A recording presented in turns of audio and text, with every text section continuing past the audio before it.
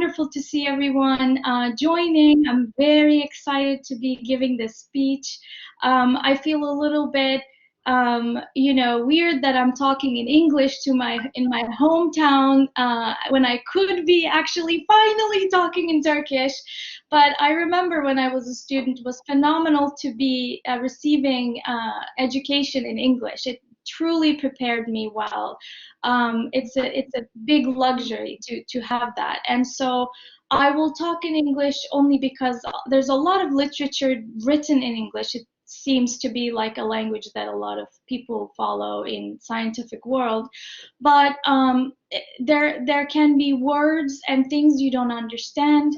Please, write it down. I welcome. Also, you can interrupt me. It's very counterintuitive to me to be talking to people and I don't see your faces. I wish I did.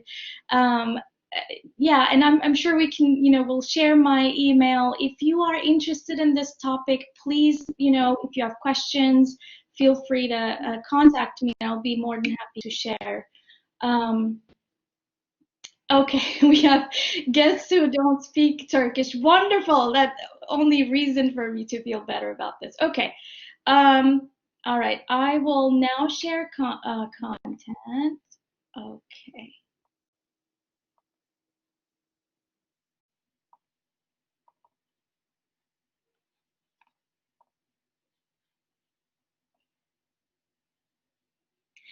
Okay. So, our topic is the network approach to psychopathology is an alternative way of conceptualizing mental illness. So as you can already guess, we're going to talk about mental illness and hopefully to transition to mental health. We're going to talk about how we are currently conceptualizing mental illness and what can be an alternative approach.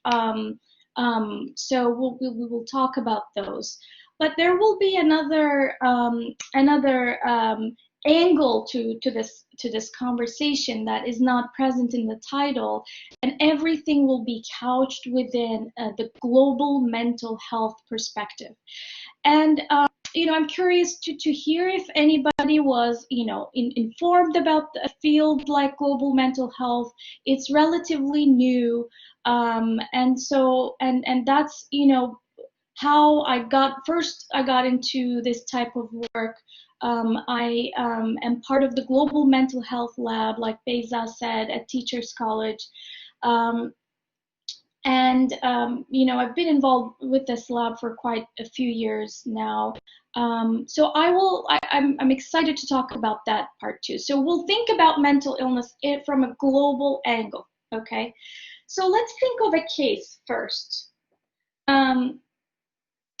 So I here just jot down a case as simple as this, and let's read it together. And I will ask everyone to pause for a second. Let's just stop thinking about all the terminology and everything, and let's make this real. So let's think about someone that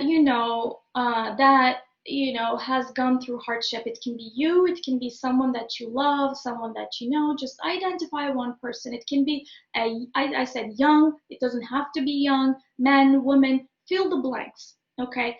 From that person could be from US, Turkey, rural India, Uganda, Syria, China, wherever your mind goes. This person has always been somewhat anxious. You can locate them in low SES, higher SES. Who is it here that has never been anxious anyway, right? It's so common. But some people are more, more temperamentally inclined to be more anxious than others. It's really, part of the development. Though since a particular time, and, examples, had to prepare for exams, had to find a new job, lost or got rejected by a loved one, became a parent, you put a stressor. And I should have put here actually, adversities, natural disasters, like it can be an earthquake, right? We all are familiar with it, where you might have lost people, or war, civil war, or displacement, or the refugee crisis, right? And tremendous adversities that people encounter actually. But here in this parentheses, input whatever you're familiar with in your mind. Usually, with depression and anxiety, we think of a trigger that happens. It's different than causality. It's different than biology, your background, but there is a trigger. And imagine that this person, since that time, has not been sleeping well. They were thinking a lot about what happened and how to deal with it. So they've been waking up tired in the morning, became short with whoever, of course, and since had no energy to deal with anything, became less active, and positive interactions with others reduced. Eventually, the person started feeling down as well and lost joy in life, which added to the downward spiral. So add everything, you know, like if you're thinking about like refugee context, displacements, and also think about, you know, low access to resources, right? And this person is struggling, and you know, things happen with it, you know, things don't happen right away like this, but there's a process that it takes place. So what do we see here with this case? First of all, we wonder what's going on with this person, right? Like you know this person, it's someone that you know. So what's going on with this person? What's wrong with them? Are they suffering from a you know, biological medical issue? Like, why are they not sleeping? Is it like a, you know, hormonal problem? What is it? You know, should we take them to the doctor? Like, where does this person go?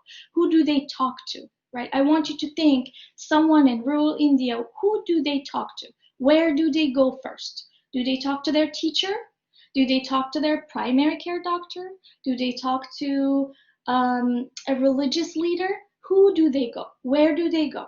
I want you to imagine that. And let's take this case from this moment on and keep this case in our mind, okay? Because without that, everything that we talk about is kind of like meaningless, right? So we're trying to understand what's going on with this person. How is it that this illness is going to evolve, right? What prognosis for this? Are they ill? Is it a mental illness issue here? What type of problem are we seeing? And what we know from Western world, is it applicable to Turkey, rural India, Uganda, Syria, China? Can we apply? Can we understand it the same way? What type of questions do we even ask this person? What do we ask for? And you know, how are we helping them, right? Those are the questions that kind of dominate you know, kind of my mind and a lot of clinicians' mind. So the outline of the talk will be, first we will talk about global mental health. We'll just locate ourselves first. And then we'll talk about what causes the biggest burden. Okay, so depression and anxiety, and we'll talk about it in the context of burden. Okay, and then how do we help? So DSM categorization, pros and cons of categorizing mental illness. That's what we will talk about next. Then we'll talk about the alternatives, symptom networks. If I give myself enough time, we'll go through an illustration, which is going to be symptom networks in primary care setting in India. So hopefully I can talk about my dissertation here a little bit, and we'll go from there. How's everybody doing? I feel like I can't see anyone because I'm presenting this. Everything's going well? Yeah, for me it's fine. Okay, good. Everything is okay. Thank you, Jela. You can also thumbs up, so I think everyone is great. Yes. Okay, good. Thank you. Yes, interrupt me. I can hear you. I can't see anything otherwise. Okay. So, if there's any question, we will interrupt and inform you that there's a question. So, okay. Okay, wonderful. Just I will hear you. So, okay. So the global mental health. So the health, the subject of health has been there for a long time. Although mental health, the emphasis on mental health is recent, the emphasis on global mental health.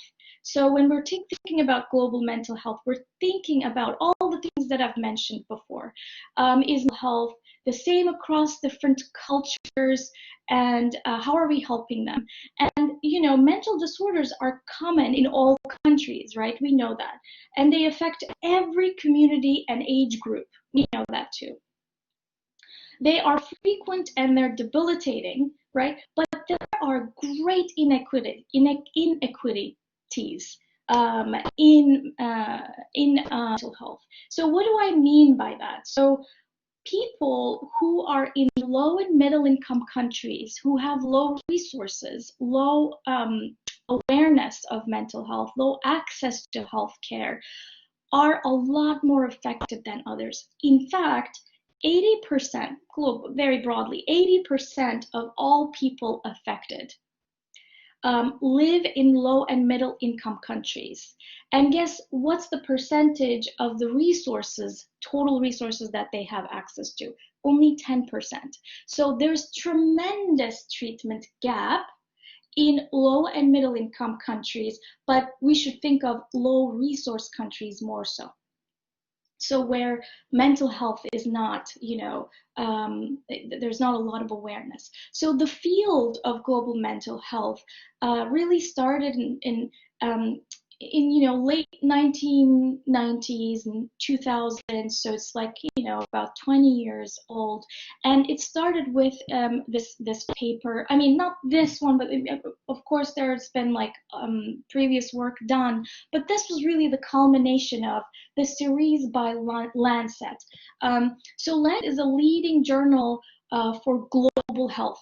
And Lancet started a series in 2007 titled No Health Without Mental Health, outlining how the implications of mental illness basically on human suffering and on human health, and lives that are lost, years that are lost. Okay, so trying to quantify all of that and making it known to the entire world that this is a priority, we need to address it. So after that, things evolved, and there was the movement for global mental health. Then WHO published MHGAP Intervention Guide, which is an evidence-based guidance to scale up mental health care. And it was actually disseminated around 100 countries. There's the Global Mental Health Journal now, and there are many other journals that are actually focusing on international, sometimes they call global mental health. And here's the lab that I am at, and I know we're kind of running short in time, but and I'm not gonna. I think if I stop sharing this, it'll take time to come back.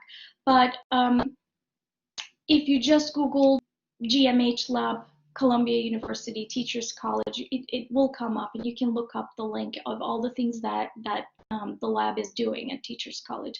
And there are other labs up as part of Columbia and Harvard, and it's still recent, relatively recent.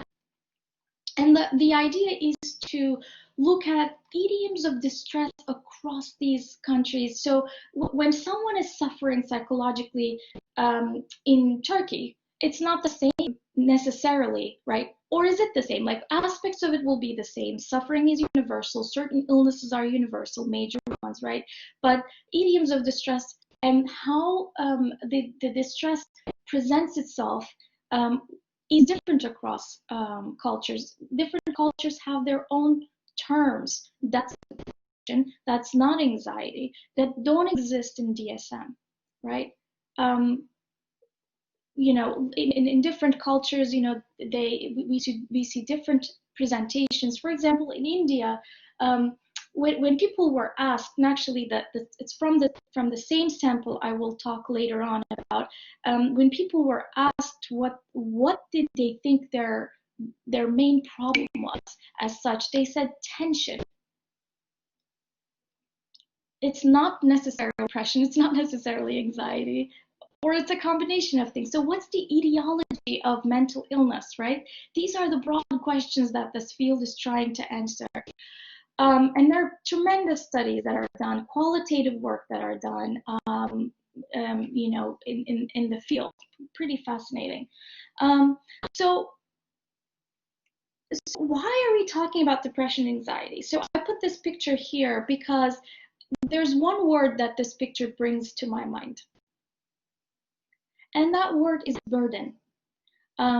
It's just we carry a lot, right? The burden is so important, and so with the shift to global mental health, this non-fatal burden, right? When we're talking about health, usually we talk about mortality, right? What's the illness that kills most people, right? That would be the biggest question of health. So when it comes to actually, broadening health, including mental health, the notion of non-fatal burden. So people are not necessarily dying, but they're losing years lived healthy, right? So this measure, there was a metric that was proposed, which is years lived with disability. Years lived with disability. Okay, imagine you're living with disability. It's so unrecognized, right? It's different than any other disability, but it is a type of disability. And guess what they found? Mental and substance use disorders were the leading global cause of burden. So when it's defined like that. So this is that the Latent paper. It's a tremendous study. This graph is not exactly on years lived with disability, but it's another metric that's similar to that. It's DALYs, which is also very important. But I'm not going to go into details of it. It's another metric. But what do you guys see here? So this is age, across age, and this blue line is the depressive disorders. And the next, so the top two here, and I believe this is area under the curve, right? The top two is the depressive disorders, the anxiety disorders, and I think there's one, okay, that I didn't put that, but depressive disorders and anxiety disorders were the most, I think depressive disorders were 40% of the total burden. Anxiety disorders were capturing 14% of the total burden. Anxiety disorders were quite lower than depressive disorders, but the two are the leading cause among all mental health related illnesses. And just as a note, we see the peak here, which is around, the ages, the adolescence and early adulthood seems to be, making the peak here, right? So then our other question, how do we define depression and anxiety? So like, how did they do this study? They must have defined depression and anxiety somehow, right? How did they measure it? So like it's a huge meta-analysis. They collected all the studies done and put them together. But ultimately, how we define depression and anxiety is through a certain diagnostic categorization. DSM. There's also WHO's World Health Organization's categorization, ICD-10. Similar to DSM, there have differences, huge differences, but the idea is still diagnostic categorization. So diagnostic categorization is tremendously important. It's very, very important. It's important in order for us to have a manual to be able to talk about mental illness, right? So that we have a language, right? When you're diagnosed with something, or this person has depression or anxiety or schizophrenia or bipolar, we need that quick communication. We need the assessment, and the reason we need that is because that's only how we're going to know how to treat it. So for treatment, for case identification, for treatment, it's tremendously important. Although in the most recent years, more as mental health is being integrated in healthcare services, insurance companies cover for these treatments, and it really became in our, for example, in my daily life when I'm treating patients, diagnosis is very important for billing purposes. So that's like a caveat that I want to put there, which is, I think kind of it becomes like a critical aspect of it. So, okay, so we categorize it. Okay, so there are like, I don't know how many disorders now, and the DSM is getting larger and larger, despite all the recommendations. Let's boil these things down. But no, there are more and more categories that are being added with research that's coming up also. And that's important. And so here I have like a graph here that you see. So how do we do research? How do we understand mental illness and study their validity, for example? To understand, their separation from each other. Are they really distinct from each other? The way we study is through a methodology called factor analysis. So some of you might know what factor analysis is. For those who don't know, the only thing you need to know is that in the factor analysis, for this talk, obviously there's a lot to know, but is that, so the idea of mental illness current conceptualization is that we have symptoms, right? Well, let's take, for example, a health way of thinking, disease approach to it. Let's say you have the flu, right? You have the flu virus in your body that's causing the flu symptoms. And the symptoms would be like you have fever, you have shortness of breath, you have other symptoms, right? And in this idea is that, the symptoms are caused by the virus, right? The virus and the infection causes all these symptoms that we see.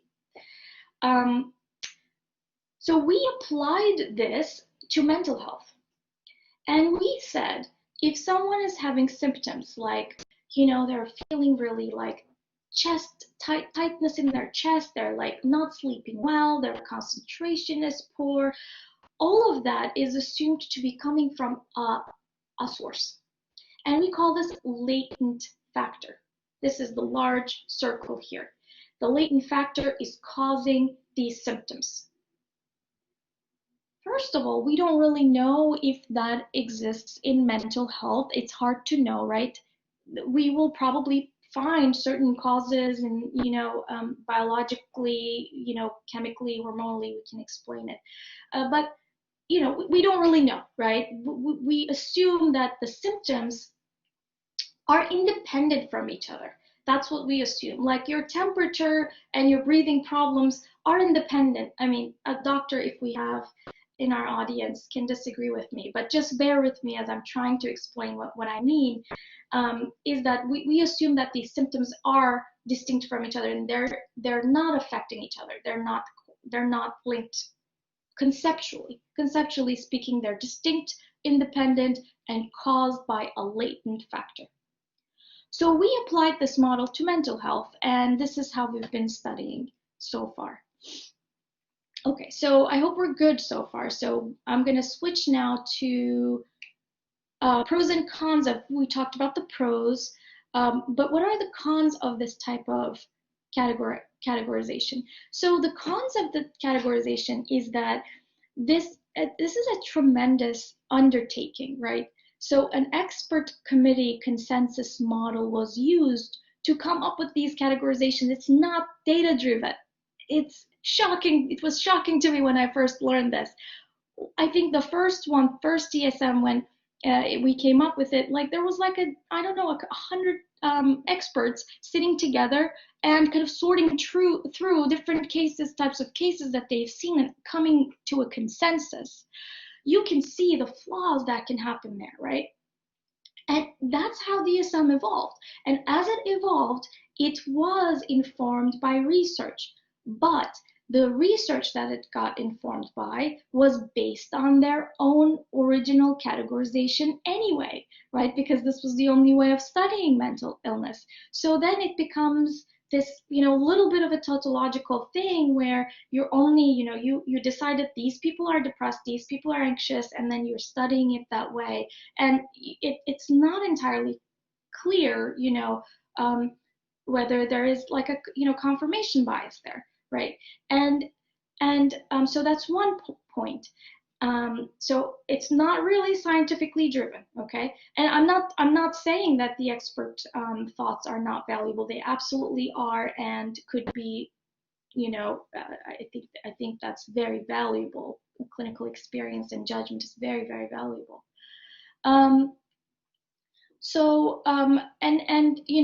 The study is also largely focused on reliability for this reason, because you guys might know the difference between reliability and validity.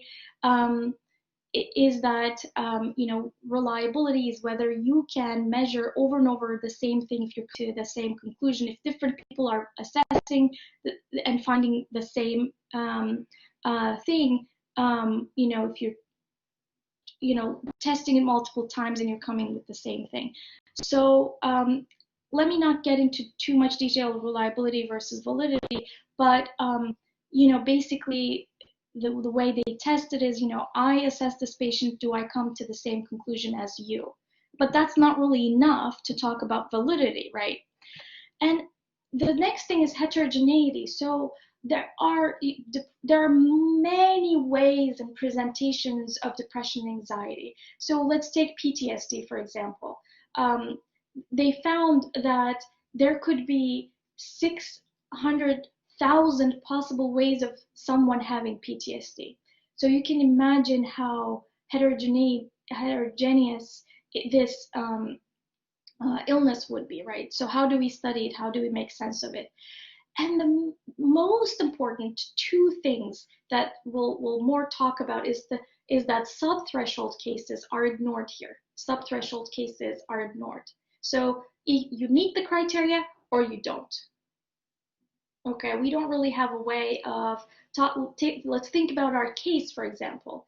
If they went first, they had a little bit of sleep problems, they went to see the doctor, it's not going to be identified anything that they're struggling, and they might develop depression or anxiety, right? So prevention is limited here then.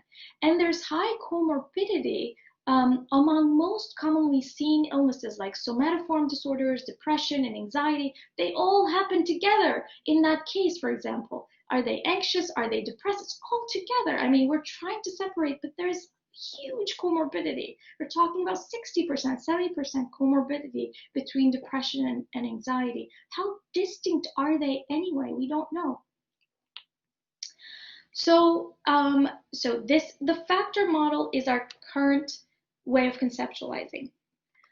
Now, our talk will be about an alternative, right, which is the symptom network. So as opposed to thinking that symptoms are distinct and they're kind of caused by a latent factor, in this way of conceptualizing, they thought that symptoms are actually interrelated and they cause each other all the time, right? Think about that case that we talked about. They didn't sleep well, they woke up feeling a little groggy, and they couldn't attend to things well. They're going to be a little irritable, and they're not going to exercise. They don't want to exercise. They're feeling fatigued, and that will worsen their sleep. And the idea is that perhaps we shouldn't conceptualize mental illness as something causing these independent symptoms, but we should actually conceptualize mental illness as the constellation of symptoms that are continuously feeding off of each other, worsening each other, and that's the mental illness. It's not the round that we see, the disorder A and the disorder B, but it is more so that disorder is the network. Does that make sense? That has quite a few implications on how you can study this, statistically. You can study it very differently then.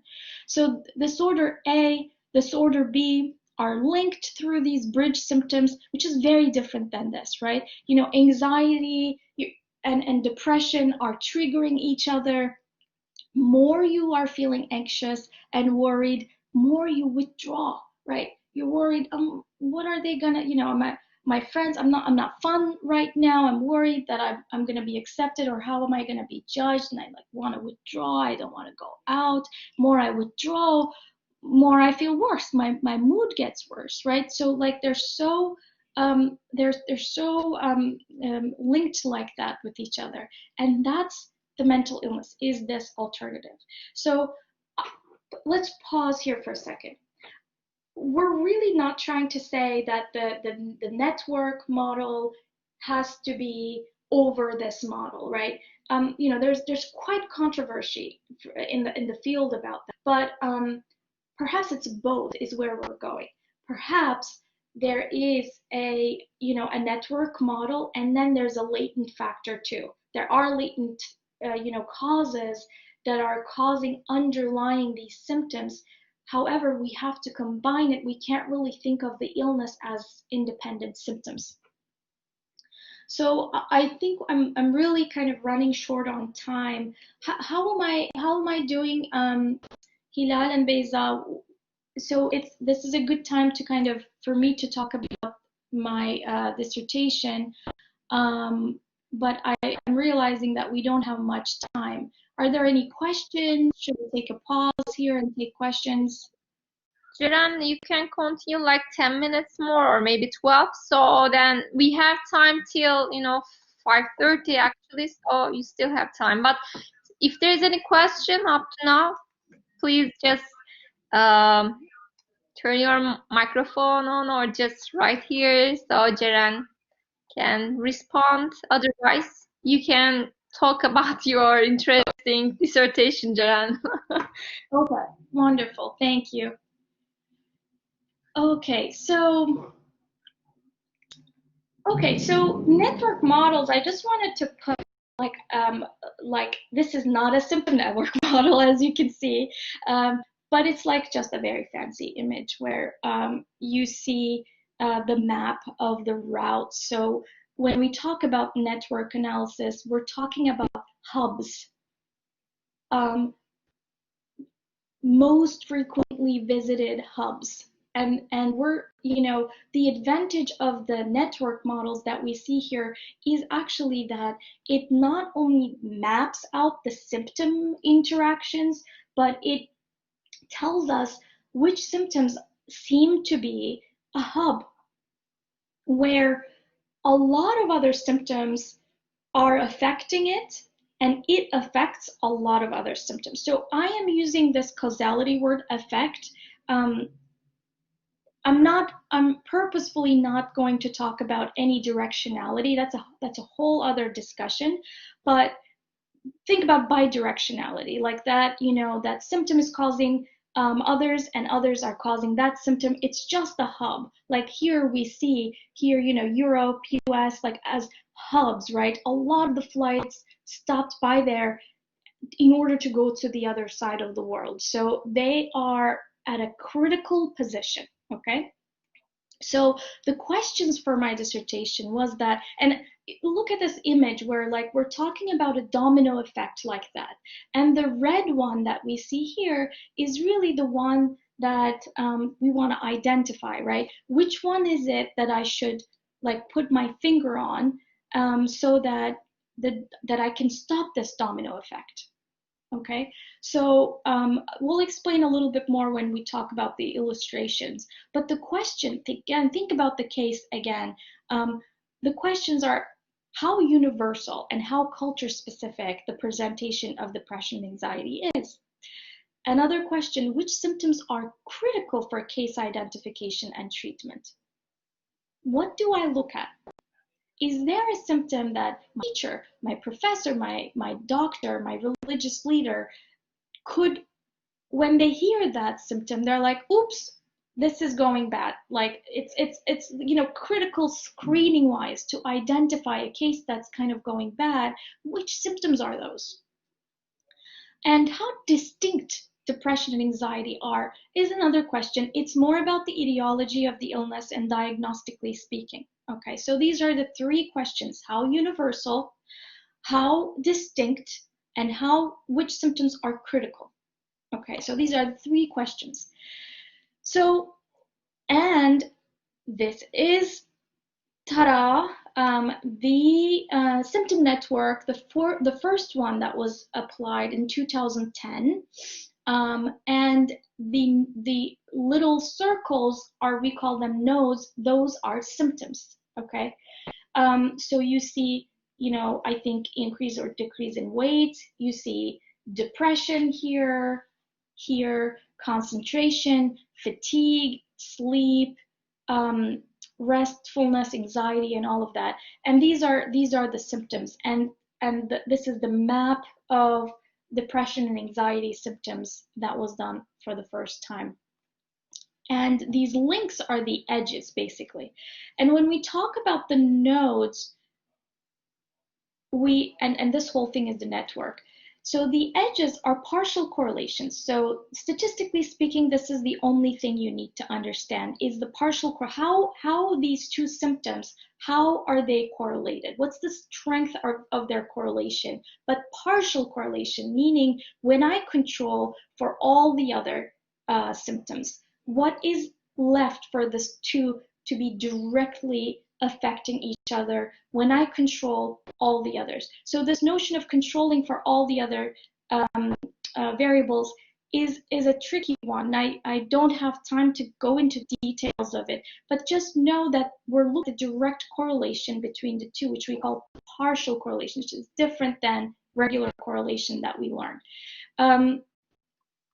And so, and the centrality of each symptom. So the two things that we're focusing on, one is the edge, which is the partial correlation between two symptoms. And sum of weights of edges connected to a symptom is defined as their centrality. So node centrality and the edges. So these are the two important things that we want to focus on. Okay.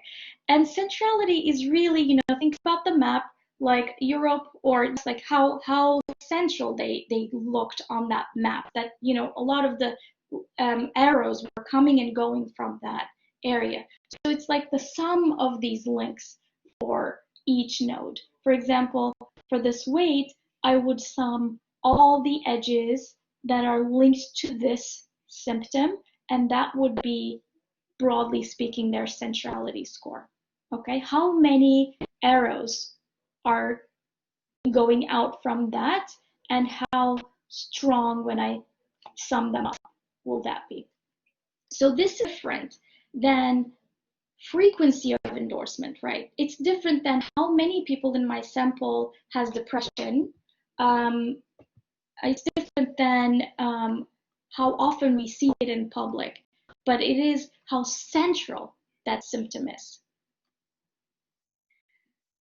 So I will go through this quickly. So my study focused on India, and it was based on this also very important study in 2010, which was done where they looked at the effectiveness of an intervention led by lay health counselors for depressive and anxiety disorders in primary care in Goa.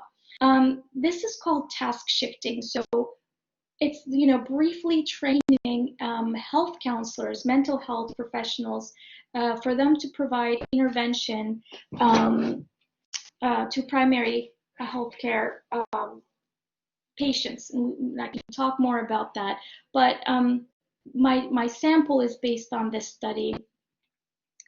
And, the sample is mostly female, 80% female, married, Hindu, no education, unemployed, having financial difficulties. And okay, so here is the findings, and just very small aspect of the study and one of the analyses, not the entire thing.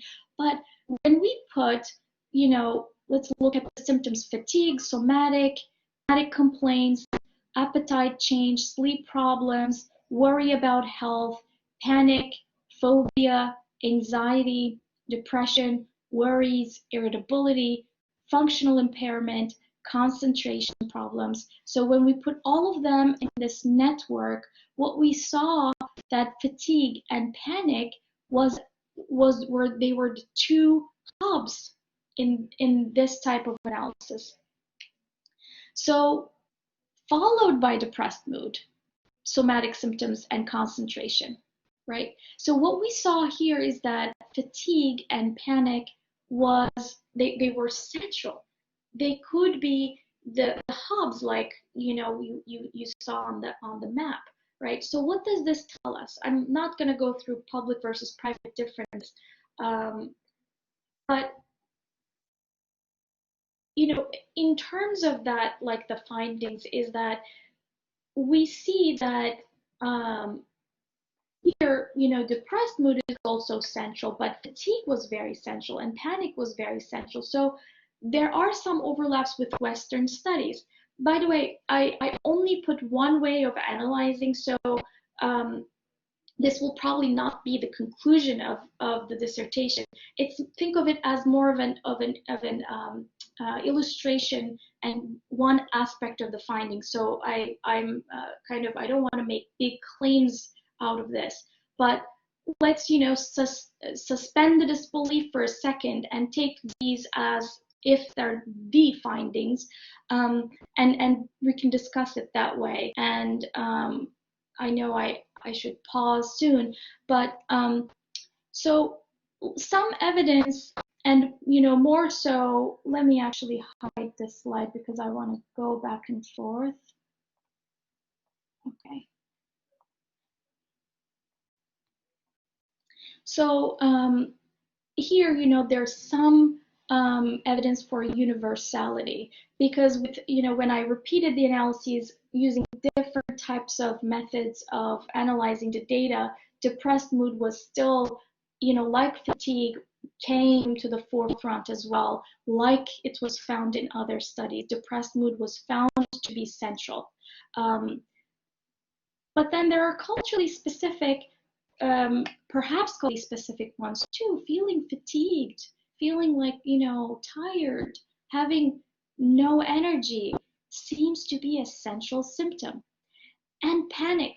So panic, in this study, so when you find something like this, you have to go back and really unpack what that means, right? We call this operational definition, right? So how did we really measure panic?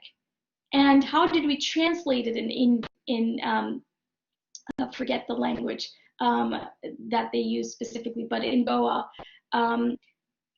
how was it translated? Like, I had to ask my colleagues from India, what do you understand from, please tell me. And what we understand is, and this is a validity question, construct validity specifically, is that panic was asked as muscle tension and intense load, a flush of anxiety, flush of muscle tension. That was what we called panic in this study, right? Usually panic is different, right? Some of you might know panic, it's a panic like, 10 minutes, very specific. I know 20 minutes, it's very specific. It comes out of the blue. You think you're going crazy. Like, it's a very distinct phenomenon that we think about when we say panic. But symptom level, in this study, panic was defined as an intense anxiety, sudden flush of anxiety, and muscle tension was really like key words that were used in measuring that. So in this study, fatigue and muscle tension, increased anxiety, happened to be central. So those are, and if you remember, I've told you that in qualitative study, when they asked, what do you think your problem is, they came up with the word tension in qualitative study. So I find it interesting. So perhaps this symptom, panic, is central in this population. Maybe we need to, I'm going to switch kind of to implications here. Maybe we need to screen for panic and severe anxiety and tension, especially in public healthcare settings. And so the next point you can dismiss because I couldn't get into it, but yeah, and in terms of treatment, public health and private health showed a little bit of difference, which we didn't go through, but the differences between the two. But overall, you know, we can kind of, I think, pause here in terms of the findings and their implications, is that, you know, these two symptoms seem to be central, right? And so I want to stop right after I say a few words about the limitations of this approach too, which is very, you know, very, very important ones. I came to realize that the identification of these symptoms are important for screening purposes, to find out who is suffering, who might have, who might develop mental illness along the way if these symptoms are not treated. Okay, so like going back to the domino effect, if we look at this map, this means that if someone is suffering from panic and feeling really tired, that means that chances are quickly this person's clinical presentation can change, because these are very central symptoms. So if you turn on the essential symptoms, chances are quickly the other symptoms are going to be turned on, and quickly you will have this network all activated, all the symptoms activated. Okay, so so how about trying to turn these symptoms off? Well, now we're talking about treatment, right? We don't really know so far in this research what happens when we turn them off, really. So that's, you know, I'm not incredibly up to date to the last year or two, the studies that are done, because the number of studies in this field is increasing exponentially right now, which is, you know, I have mixed feelings about. But so we don't really know, can we really target those specific symptoms, is first question. Clinically, what does it mean to reduce someone's anxiety or fatigue without touching other symptoms? Okay, if you can you think of an intervention where you're really targeting one symptom, just one. What's the use of that? Is it effective? Can we do it? Then should we just give a pill or something? So for intervention, I am a little uncertain about the implications of this methodology. But I think for screening and identifying who's at risk, it might be very important and promising. So that's where I would like to pause. And finally, I did not a great job with time management, but I think I can pause here. And I would like to thank my my now colleague and my advisor and my mentor, who's the director of the Global Mental Health Lab at Teachers College, Lena Verdelli. And yeah, thank you all for listening. And here's my email address if you would like to contact me. I will stop sharing here and turn to you guys. Ceren, thank you for your nice talk. And I have a question, but before that, I would like to thank Lena. She is the advisor of Ceren, and Lena is here. Thank you, Lena, for your participation. And I have a question. Thank you for your talk. I think it's really an eye-opening talk for me.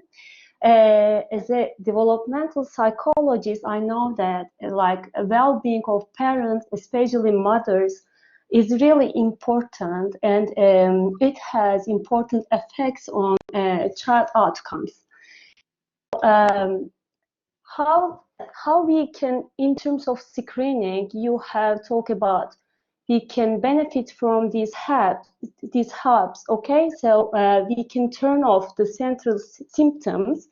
So as a screening tool, can we help mothers before they are diagnosed with depression or anxiety disorders? So how can really help these mothers, okay? So as parents, in order to protect, it's a kind of preventive intervention. In the society, especially for low income and middle income families, how can we use these methods, network analysis? This is the first question. And another question is, did you find any differences between low SES and high SES, or I mean education and income, and any differences in terms of these hubs? Different symptoms for different populations? Yeah, these are very good questions, Beyza. In terms of mothers, well, the expert of that subject is here too. So, but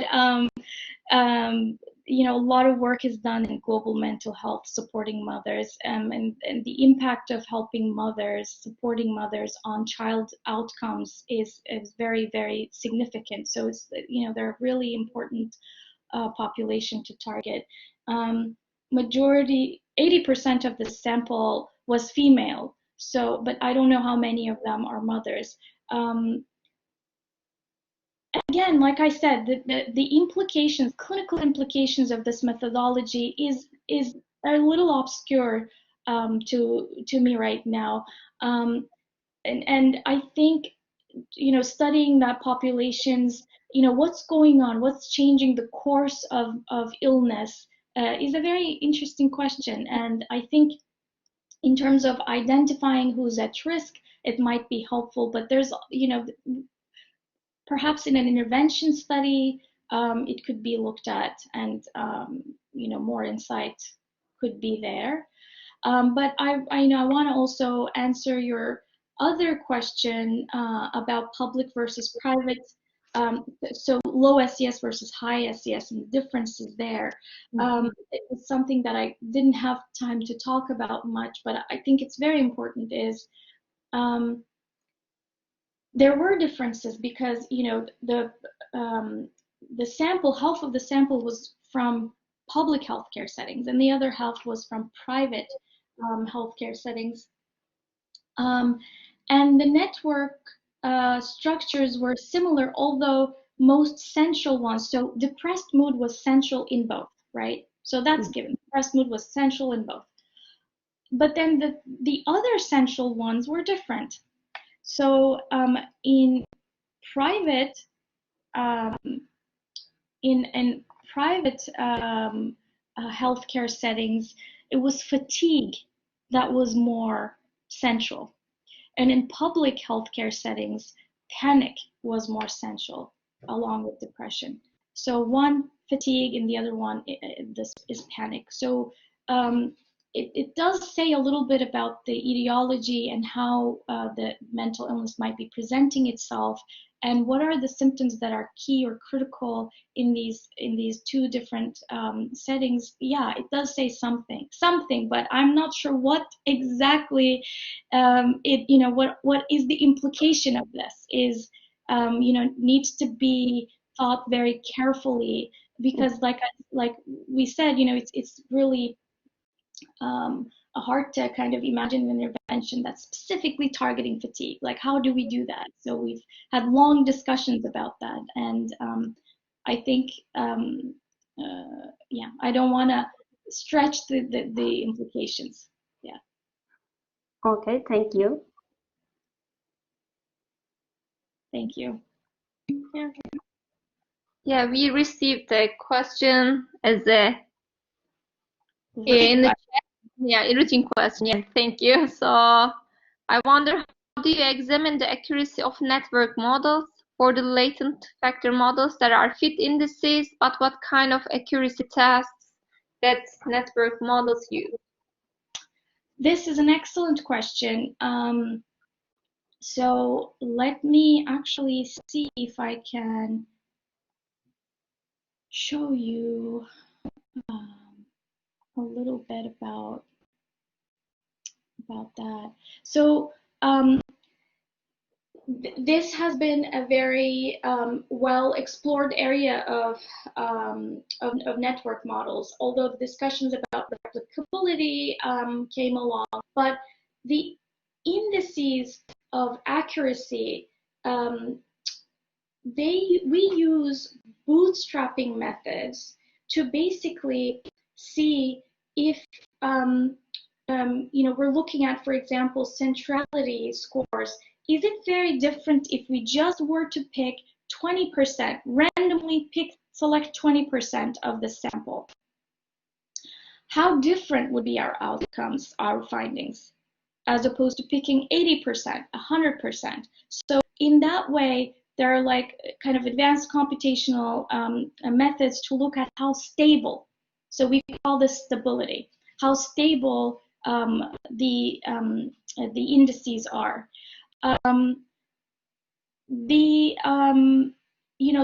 Similarly, there are other types of ways in which we're looking at, if we included fewer variables, what would be, the stability, and we look at the accuracy edge weights through looking at their confidence intervals. Like if they have very large confidence intervals, then we would think that they're not very accurate. So accuracy and stability are the two things, and I can let me actually show here. Here, this is one example of like how it's plotted here, and how you see this, the confidence intervals of each edge is not super large, and it's one of the many ways in which we look at this, but it's a great question.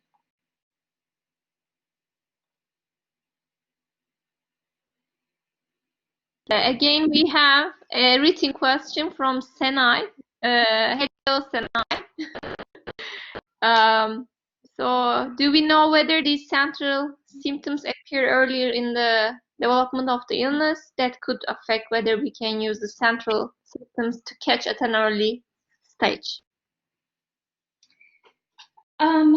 Appear earlier. Thank you, Senaycığım, for this question. That's such a good. So you're when you say earlier development, I think you're saying before we see the mental illness. So at what point do they switch on? Is your question, I think, right? That is, I think, a little bit more linked with the causality, right, of it. So theoretically, conceptually, is it that, let's say a couple of other symptoms are turned on, like someone is having concentration problems or sleep problems. Theoretically and conceptually, it's that the domino effect is not super fast. Like something is switching on and switching off, and that's affecting the other, and that's affecting the other. But when at some point the central symptom is turned on, it is thought that at that point the progression of illness will become quicker. So conceptually, that would be the answer I would give, but I don't know if this is tested yet exactly, to answer the question. So because it's a new field, we don't know a lot about the progression and how it plays a role in there. Again, there's another written question. By the way, you can always use your microphone. I guess this time we don't have any problem, because last week we had the problem with the session, so probably I resolved this issue. But okay, Canan's question. I'm trying to determine the shared interpersonal problems of patients with mood disorders and anxiety disorders, also for her dissertation. Do you think is network approach applicable for such a limited part of symptomology? The shared interpersonal problems, of patients. So determine that. So what are you're looking at what are the interpersonal problems that are shared among patients with depression and anxiety. You know, we could have a very rich discussion about the interpersonal problems because and interpersonal psychotherapy is at the center of the work at the Global Mental Health Lab. And Lena has been the pioneer of the dissemination and implementation of IPT in these settings. So it's a very I love that you're studying that. I think it's very interesting. A network approach could be applied to, it doesn't have to be symptoms, it could be problems and symptoms. I mean, it would make sense to put interpersonal problems in a network along with depression and anxiety. I don't know if that would answer your question, which is to determine the shared problems.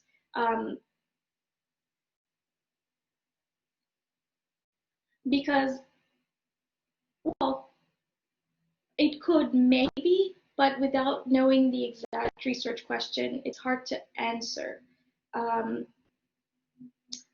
Yeah, I don't know what you mean by limited part of symptomatology, though, because you could put mood disorders and anxiety disorders in that symptom network. I don't know if I answered, but if you have follow-up questions, feel free to write. I would love to write an email to you if it's suitable for you. Yes, of course, please do. Okay, thank you.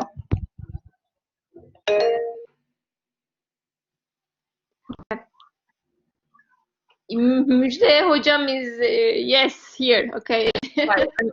I'm struggling with cats and babies at the moment, so apologies if I screw this up. I have two questions. Thanks for this wonderful talk. I feel blessed to listen to this. I'm a social psychologist, so I don't know too much about disorders, but I know that some clinical psychologists have this dichotomous approach for some of the disorders, especially with regards to schizophrenia and yeah, mostly with schizophrenia, depression, but some of them have more continuous diagnosis, especially for mood disorders, I think.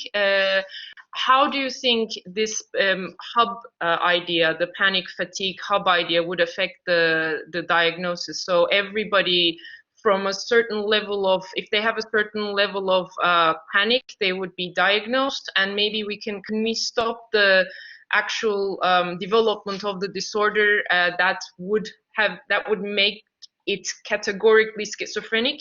Was I able to explain it? I'm not sure. Or you're making a link between the depression anxiety network and schizophrenia.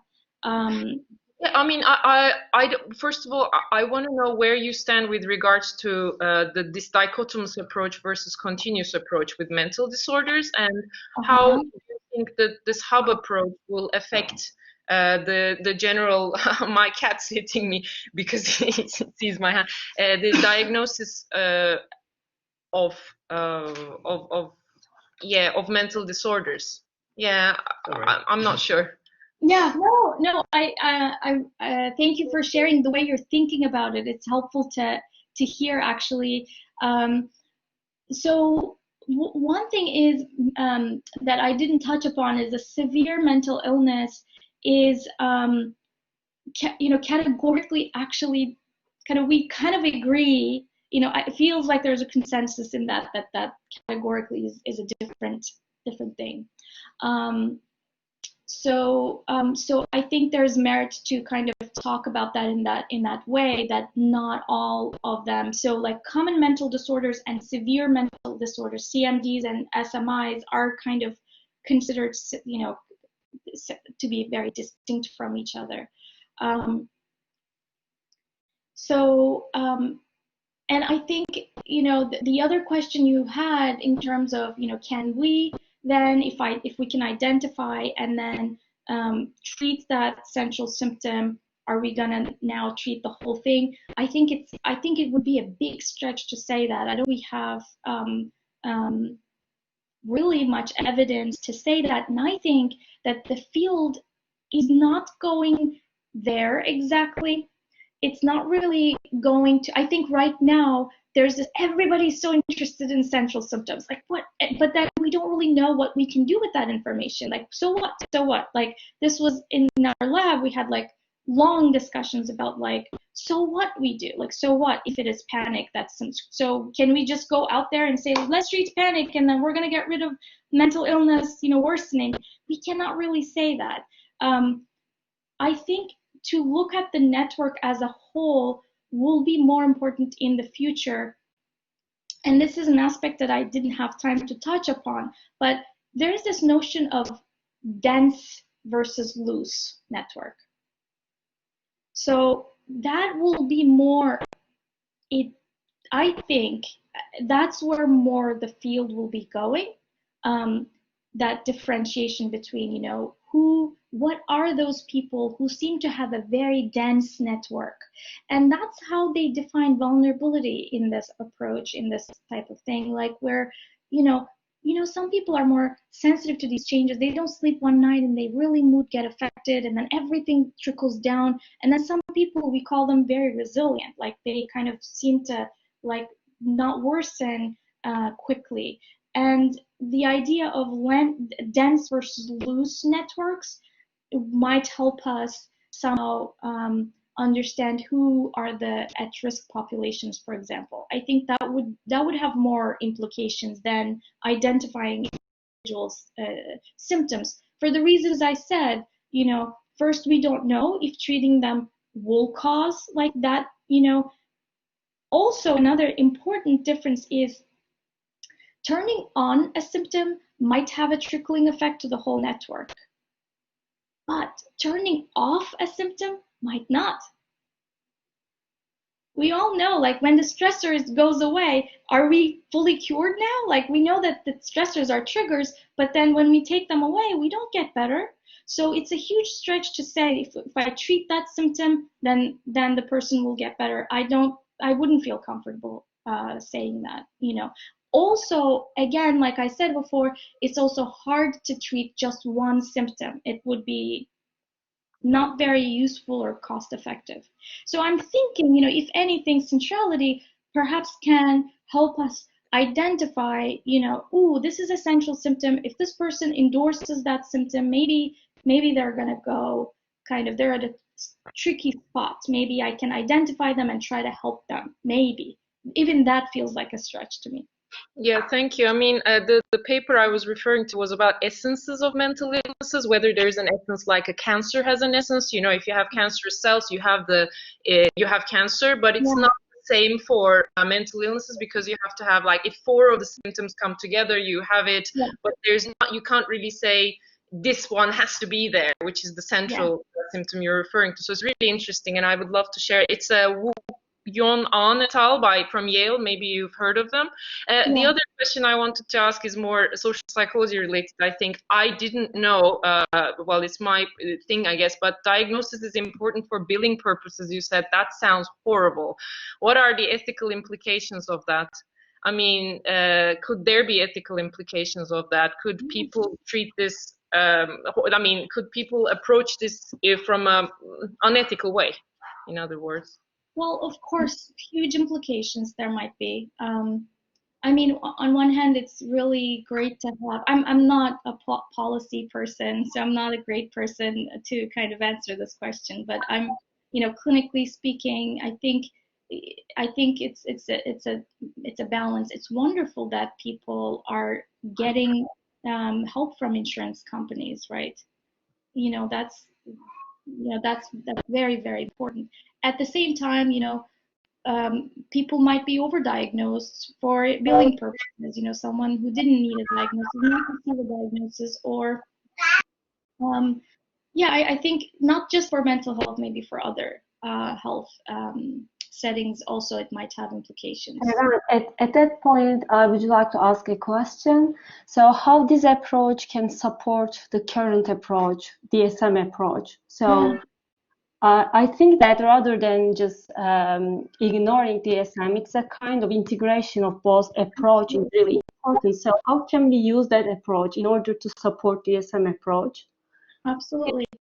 Usually for threshold patients, and also in DSM there are different categories. Like, for example, for anxiety disorder, there are lots of different categories for anxiety disorders in DSM. So you, at the beginning of your talk, you just talk about sub-threshold patients. So how this approach can contribute to this, the current problems of DSM approach?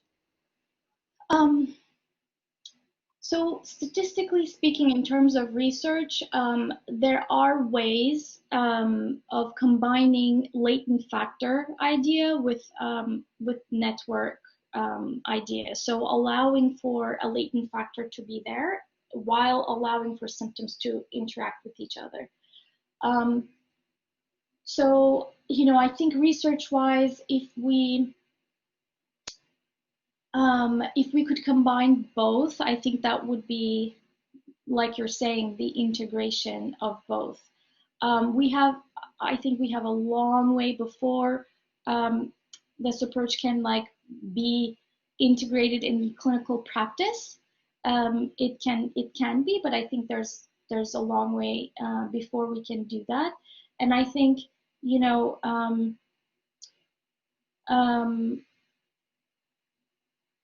it depends also what are the nodes and symptoms that we put in a network. So it can also revolutionize, in a way, the way we think about mental illness, depending on what we're putting on in that network also. And it might be very interesting to put, you know, something other than anxiety, something that's more like local idiom of distress. And I think this has been done also recently too. Yeah, it's, you know, do we give up on diagnostic categorization? I think that might not be very clinically astute to do. We do need the categorizations too. But how do we categorize? And from a more like public health point of view, how do we categorize? What do we look at? You know, as important. If we have hundreds of different categories and we're trying to integrate mental health within primary care system, how is it that doctor will know? How are we going to train doctors to be gatekeepers if we have hundreds of diagnostic criteria, as opposed to having one thing? Look at this, you know, look at this one thing, so we can, you know, increase identification and access to treatment. If we didn't have this many categories.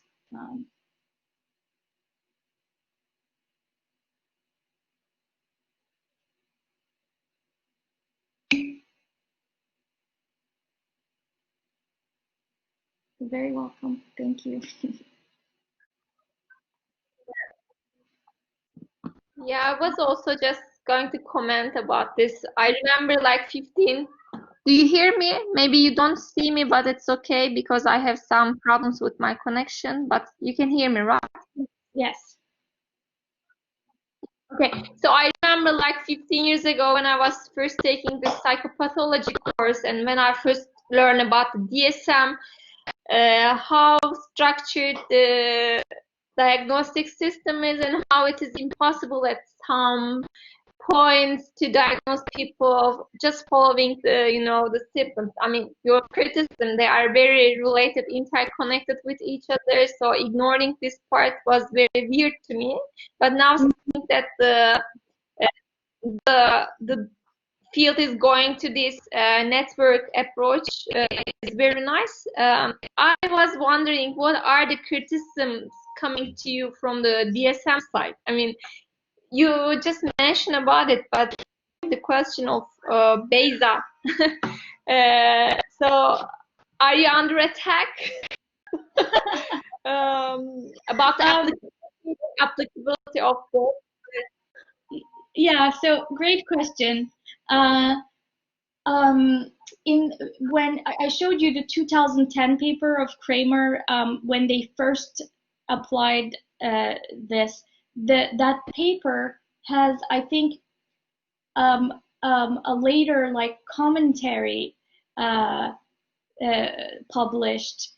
It's, I don't know, maybe 40 pages, there were so many counter arguments, like, you said that, but it's not true. And I think it would be like, it would take a long time for me to count, like, what are the counter arguments, or what are, you know, I think if you start saying, oh, let's really not pay attention to like DSM, and it's like totally invalid, of course there will be a lot of attacks. But propose this as an alternative way, but also like in supplement of, not instead of. So I think that would eliminate a lot of the criticisms, because the categorization is useful and it does provide help, like we said. I'm trying to remember if there was like a main criticism other than things that we've talked so far. I think the idea that symptoms interact, and they you know, they kind of that's what we call mental illness, is kind of intuitive to everyone. If you start saying, oh, there's no latent factor, there's no, like, nothing causing outside of the symptoms, then people will be like, oh, really? You know, there's a lot of biological factors, you know, we know this and that, you know, and as long as you don't dismiss the latent factor completely, I think you know, you would be fine, which I'm thinking in that way, that they're complementing each other. So the biggest project is called, you know, the biggest criticism to DSM was actually this Rdoc project, which is research domain criteria, where they say, you know, they're identifying 5 domains to, like Müjde Hoca said, to look at more dimensionally, like looking at biological underpinnings, and look at emotion regulation or social factors. So kind of identifying the domains like that and studying those domains, that instead of focusing on the DSM categorization. And that, you know, and the idea there is that, you remember how in the beginning I said, you know, you first define it and then you study it. It's like, it's logical a little bit. It's like you know, it's kind of like a confirmation bias that you introduce there. So instead of that, let's kind of decide on domains that study dimensionally rather than categorically. So Rdoc is a huge project that was kind of introduced more like against the DSM, or and I think it has become a very controversial topic.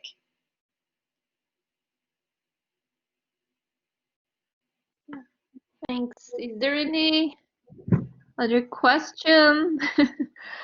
So let's see.